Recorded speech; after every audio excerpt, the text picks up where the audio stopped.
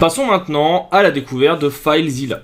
Alors il en existe bien deux versions, choisissez la bonne, c'est celle qui a un logo rouge que vous devez télécharger.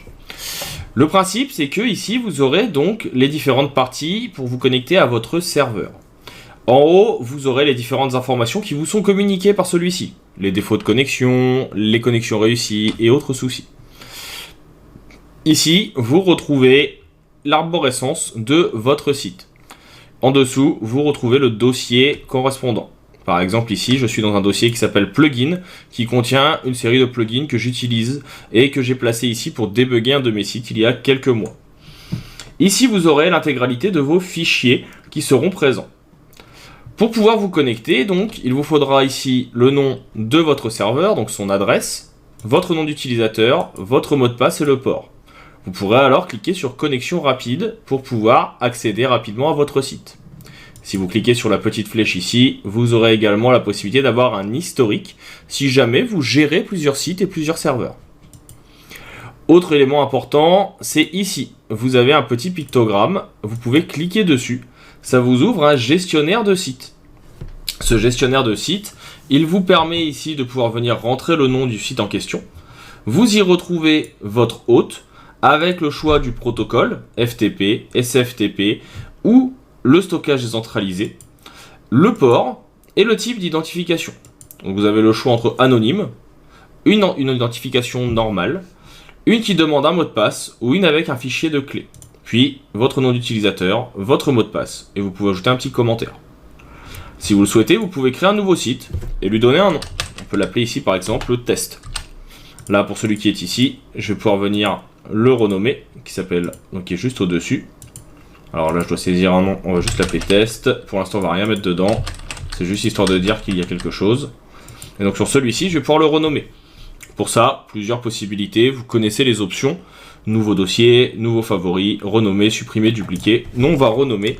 Celui-ci s'appelle Coworking, tout simplement parce que, alors Coworking, c'est le nom du site et c'est le projet sur lequel j'ai travaillé et je vais travailler prochainement. En plus de ça, vous avez la possibilité donc de choisir, outre les autres protocoles, dans la partie avancée, tout ce qui va toucher au paramétrage de votre serveur. Je ne suis pas un grand spécialiste, je ne vais pas vous mentir, j'ai des personnes qui sont des spécialistes réseau qui gèrent ça pour moi habituellement, donc je ne touche pas trop à ce qui est ici. Pour les paramètres de transfert, vous pouvez limiter le nombre de connexions en même temps sur le serveur. On peut limiter à une connexion, 2, 3, 4. Ça permet de ne pas avoir trop de gens qui viennent tirer de l'information et travailler en même temps sur le serveur pour ne pas le surcharger. Et dans la partie jeu de caractères, c'est ici que vous allez pouvoir venir détecter et utiliser la norme. La norme la plus classique aujourd'hui, c'est l'UTF-8 qui permet d'avoir les accents et autres. Une fois que c'est fait, vous cliquez sur connexion. Là, il vous demande si vous voulez vous connecter. Vous mettez oui. Vous avez en haut les informations de connexion qui se mettent en place.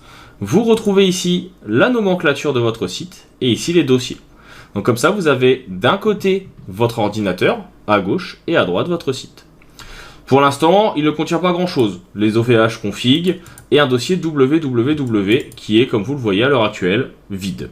Il n'a rien dedans, tout simplement parce que je n'ai encore rien mis pour l'instant. Nous, on va venir dans www. C'est la racine de votre logiciel.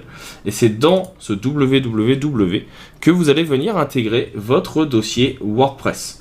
Donc là, je l'ai téléchargé. Il est également dans le dossier image que je vous ai fourni. Je vais juste venir ici, donc, le décompresser avec Isarc. On décompresse vers WordPress. Ça peut prendre un petit peu de temps parce que, comme vous allez le voir, il y a énormément de données dedans. Dans votre dossier WordPress, vous retrouverez ici donc tout un ensemble de fichiers. Le WP Admin, WP Content et autres. Je vous les expliquerai juste après dans une autre vidéo.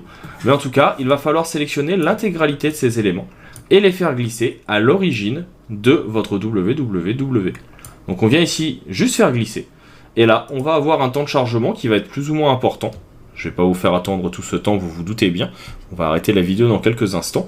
Mais vous avez ici, vous voyez donc l'ordre de fichiers de transfert. On a 2600 fichiers à transférer et on en a déjà transféré 500. Et donc là, il faut attendre que tous ces fichiers soient transférés afin de pouvoir commencer à travailler sur votre site WordPress. On va attaquer ça tout de suite après. On va commencer la prochaine vidéo également où je vais vous expliquer l'intitulé de chacune et chacun des dossiers, vous expliquer comment ils fonctionnent, comment les utiliser et à quoi ils servent.